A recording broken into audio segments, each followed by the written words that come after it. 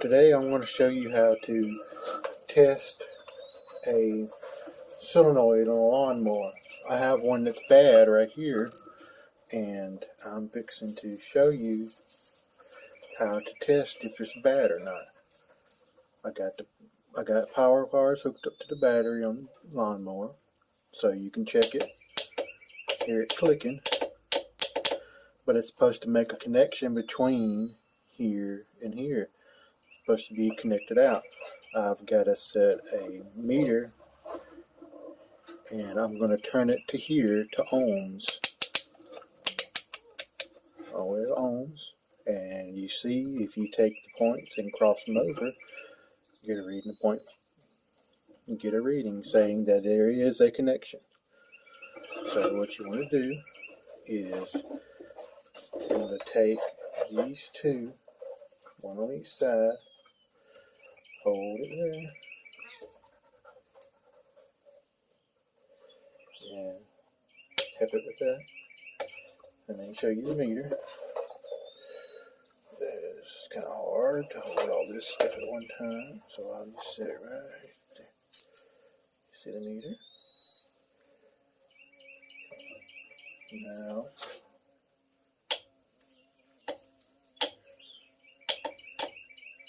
see how it's not connecting?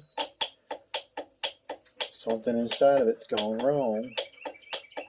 Don't know if it's corrosion or what, but this is a new lawnmower, maybe barely over a year old. So let me pull the new one out. I'll be right back with you.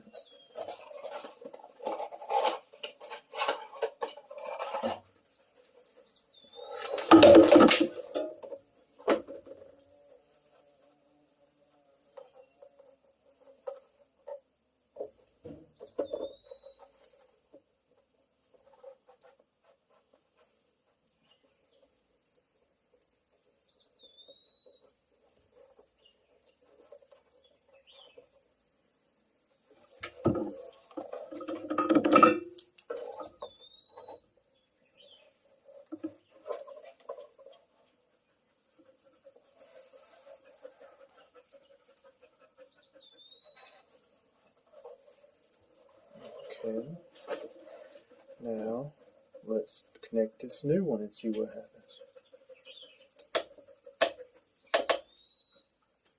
See, got a connection going through. So this one is working. I bought this one today, so I'm hoping it's working. Well, that's how you test a solenoid. You can do it on the machine. One thing to be careful about is you have these 2 points right here that the wire positive to positive connect on, and that goes to your starter. Well, sometimes your wire that's connected, if you test it from wire to wire, you won't be showing a connection. But if you test from point to point, you will. That means you've got corrosion on your bolts and cells, and that'll cause you a problem. So if you test one and it's on the machine, test from center point to center point. So you're testing the solenoid itself and not the wire connection. Makes it a lot easier to deal with. If you are getting connection here, but you aren't getting it to the starter, you just need to take your wires off and clean them. Well, thank you very much for joining me. Take care. Bye. Hello again. Got the new solenoid in, and I went ahead and used the drill press and drilled out the holes in the bottom of the old one so we can see what was actually wrong with it. Okay, here's your bottom plate where it mounts to. You got your rubber gasket to keep water out, and bottom of your plunger. Yeah, you can see what the problem was. Got corrosion like crazy all over the back of the disc. It's probably no better on the front. Let's see.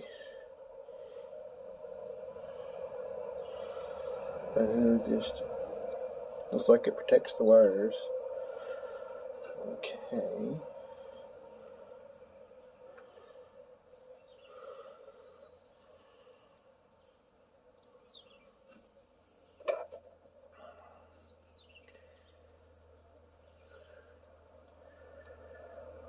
Let's just...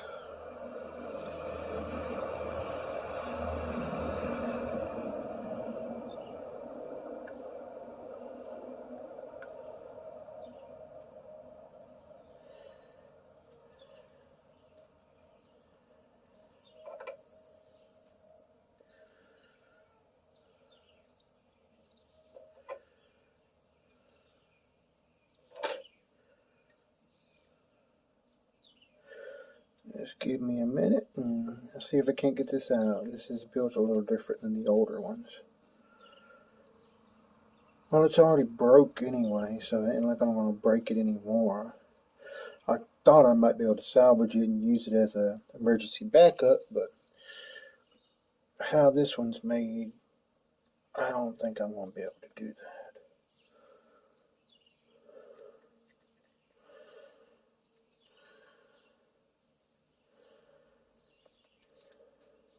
Just give me 1 minute. Okay, I'm back. I took and did a little persuasion on it and got it loose. I didn't have to cut the wires, so maybe I can still save this one. Just have it as backup if I get caught in a bind and can't get to town. Okay, we got the core out. Yep, that was our issue.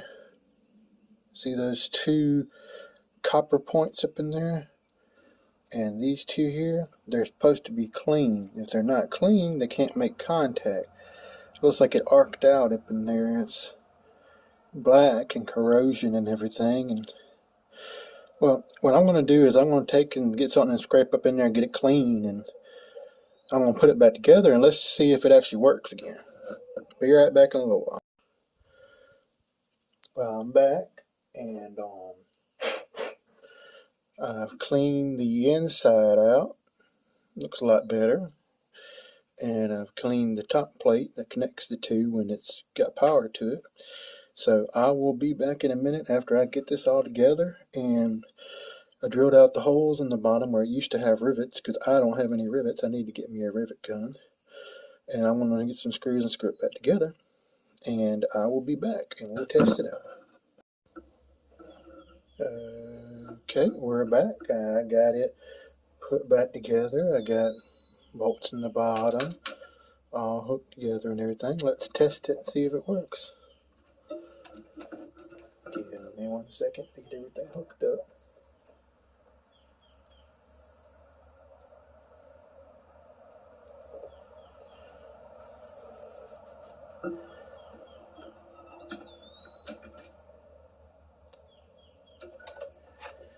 See if it works.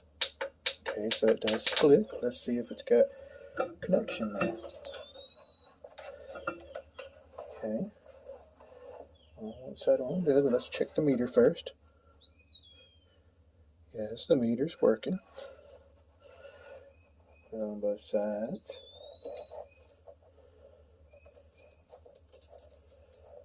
And click. It's working. Now we have a working solenoid. All it needed was some cleaning. This will be one I use for emergencies. If I can't get to town and I need to get something moved. It works on a lot of different models. And that's how you fix a solenoid. Excuse me. And I will talk to you next time. Goodbye.